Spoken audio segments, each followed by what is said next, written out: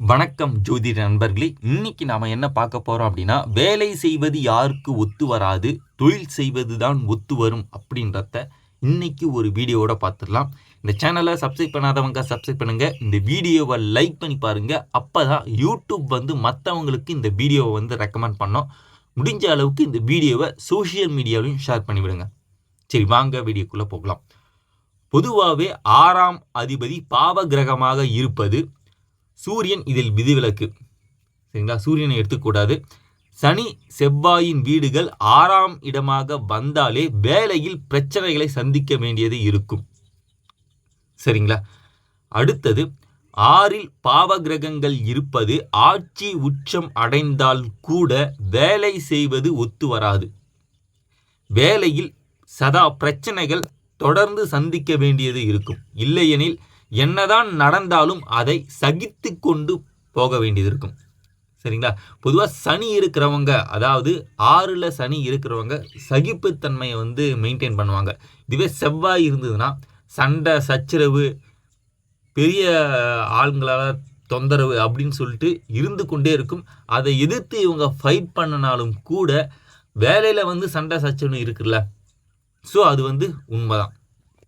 அடுத்தது 6ஆம் அதிபதி பாவ கிரகங்களுடன் மிகவும் நெருக்கமாக அமைந்திருப்பது, அதாவது 5 டிகிரிக்குள்ள. சரிங்களா, இப்போ நான் சொன்ன 3 பாயிண்ட்டுமே இருந்ததுன்னா உங்களுக்கு வேலை செய்வது ஒத்து வராது. இதில் ஆட்சி உச்சம் அடைந்தால் கூட அங்கே என்ன பிரச்சனை அப்படின்னா, நல்ல வேலை கிடைக்குங்க, அதில் எந்த பிரச்சனையும் கிடையாது. ஆனால் சண்டை சச்சரவு, மனக்குழப்பங்கள், கஷ்டங்கள், அதீத வேலை நேரம் போன்றவற்றை இருந்து கொண்டே இருக்கும். சரிங்களா, 10 மணி நேரம் 12 மணி நேரம் வேலை செய்ய வேண்டிய சூழ்நிலைகள் கண்டிப்பாக ஏற்படும்.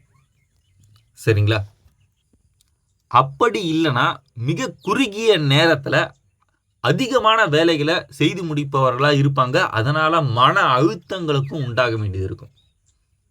சரிங்களா, ஸோ நான் இதை மறுபடியும் சொல்கிறவங்களுக்கு, 6ஆம் இடம் பாவ கிரகத்தின் வீடாக இருப்பது, 6இல் பாவ கிரகங்கள் இருப்பது, 6ஆம் அதிபதி பாவ கிரகங்களுடன் சேர்ந்து இருப்பது, இந்த 3 பாயிண்டே இருந்ததுன்னா உங்களுக்கு வேலை செய்வது ஒத்து வராது.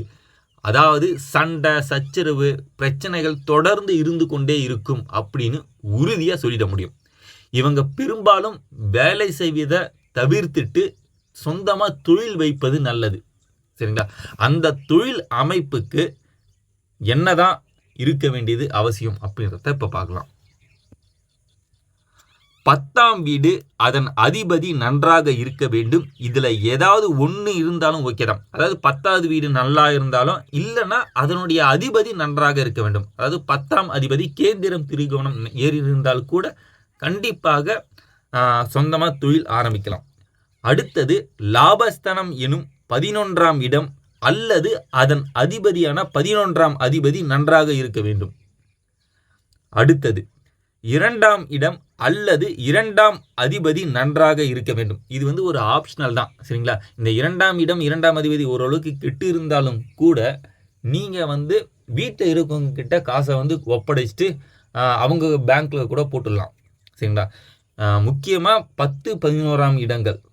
சரிங்களா, இல்லைன்னா அதனுடைய அதிபதிகள் நன்றாக இருந்தால் நிச்சயமாக நீங்கள் தொழில் ஆரம்பிக்கலாங்க. சரிங்களா, பெரும்பாலும் 6ஆம் இடம் 6ஆம் அதிபதி பாவ கிரகங்களின் வீடாக இருந்தால் நிச்சயமாக 10ஆம் அதிபதியோட வீடு சுப கிரகங்களின் வீடாக தான் இருக்கும். சரிங்களா, பெரும்பாலும் இதுதான் இருக்கும்.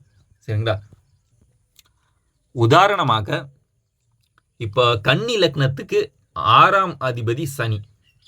சரிங்களா, இதுவே 10ஆம் அதிபதி யார் வருவார்னா புதன் வருவார். தனுசு லக்னத்துக்கு 6ஆம் அதிபதி சுக்கிரன், ஆனால் 10ஆம் அதிபதி புதன். சரிங்களா, இவங்களுக்கு பார்த்தீங்கன்னா வேலை தொழில் ரெண்டுமே செட் ஆகிறதுக்கான வாய்ப்புகள் இருக்குது. ஏன்னா சுபகிரகங்களுடைய வீடுகளாக இருக்குது. சரிங்களா, அதனால் ஒரு சில பேருக்கு ரெண்டுமே சுபகிரகங்கள் வீடாக இருக்கும். ஒரு சில பேருக்கு 6ஆம் இடம் பாவகிரக வீடாக இருந்து 10ஆம் இடம் சுபகிரகங்களின் வீடாக இருக்கும்.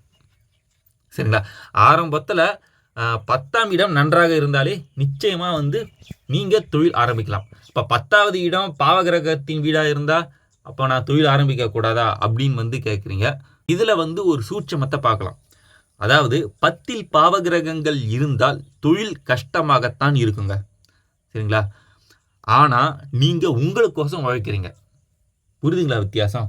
6ல் பாவகிரகங்கள் இருப்பது மற்றவர்களுக்காக நீங்கள் கடுமையாக உழைத்து முதலாளிக்கு தான் வந்து லாபம் போகும்.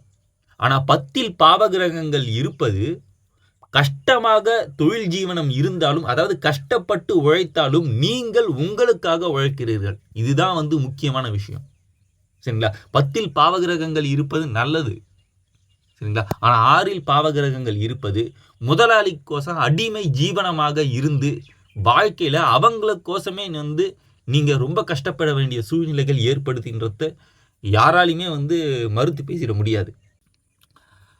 அடிமை ஜீவனம் என்று சொல்லப்படும் 6ஆம் இடம் அதன் அதிபதி என்றாலும் கூட 10ஆம் இடத்தின் காரக வேலைகள் தான் உங்களுக்கு அமையும். உங்களுக்கு புரியுதா? அதாவது ஜாதகத்தில் எந்த கிரகத்தின் வலிமை அதிகமாக உள்ளதோ அந்த கிரகத்தின் காரக வேலைகள் தான் உங்களுக்கு கிடைக்குங்க. சரிங்களா? இதில் நீங்கள் சொந்தமாக தொழில் வைக்க போகிறீங்களா, வேலைக்கு போக போகிறீங்களா அப்படின்றத 6ஆம் இடம் வேலை, 10ஆம் இடம் தொழில் அப்படின்றத தான் நாம் எடுத்துக்கணும். இதில் லக்னாதிபதியை வந்து தொழில்காரகன் தான். சரிங்களா? லக்னாதிபதி வலுவாக ஆட்சி உச்சம் பெற்றவர்கள் பெரும்பாலும் வேலை செய்யணும் அப்படின்றத வந்து விரும்ப மாட்டாங்க. பெரும்பாலும் சொந்த தொழில் தான் செய்யணும், யாருக்கிட்டையும் அடிபணியக்கூடாது அப்படின்னு தான் நினைப்பாங்க. சரிங்களா? ஸோ உங்களுக்கு சிம்பிளாக சொல்ல போகிறேன், 6ஆம் இடம் அடிமை ஜீவனத்தை குறிக்கிறது. சரிங்களா? 6ஆம் அதிபதியே வந்து பார்த்தீங்கன்னா அந்த காரகத்துவ வேலைகளுக்கு வந்து காரணமாக இருப்பார் அப்படின்னு கிடையாது. 6ஆம் இடம் வழியாக அடிமை ஜீவனம் வேலைகள் இருந்தாலும் கூட அது எந்த மாதிரியான வேலை அப்படின்றத 10ஆம் இடம் 10ஆம் அதிபதி லக்னாதிபதியை வச்சு தான் நீங்கள் முடிவு பண்ணணும். சரிங்களா? இப்போ உதாரணத்துக்கு ஒருத்தர் வந்து வாத்தியார் வேலை செய்கிறாரு. சரிங்களா? தனியார் கம்பெனியில் வாத்தியார் வேலை செய்கிறாருன்னா அது வந்து அடிமை ஜீவனம் தான். அது வந்து பார்த்தீங்கன்னா 6ஆம் இடம் தான் குறிக்குது. ஆனால் அது வாத்தியார் வேலை தான் அப்படின்றத 10ஆம் இடம் லக்னாதிபதியை வச்சு தான் முடிவு பண்ணணும். அதாவது 10ஆம் அதிபதியாக புதன் இருப்பார், இல்லைன்னா வந்து லக்னாதிபதியாக குரு இருப்பார், இல்லைன்னா புதன் இருப்பார். ஸோ இவங்களுடைய காரகத்துவ வேலைகள் 6ஆம் இடத்தின் அடிமை ஜீவனமாக கருதப்படுகிறது. சரிங்களா? 6ஆம் அதிபதி ஜஸ்ட் ஒரு வேலை செய்கிறீங்க, அவ்வளோதான். சரிங்களா? அதனுடைய காரகத்துவங்கள் எப்படி அப்படின்றத 10ஆம் இடத்தின் வலிமையும் லக்னாதிபதியின் வலிமையும் இல்லைன்னா ஜாதகத்தில் எந்த கிரகத்தின் வலிமையாக இருக்கிறதோ அதை வச்சு தான் முடிவு பண்ணணும். இப்படிலாம் சொல்லப்போனால் ஓகே நண்பர்களே, இதில் ஏதாவது டவுட் கிளாரிஃபிகேஷன் இருந்ததுன்னா கீழே வந்து கமெண்ட் பண்ணுங்கள். நாம் இன்னொரு வீடியோவில் பார்க்கலாம். நன்றி, வணக்கம்.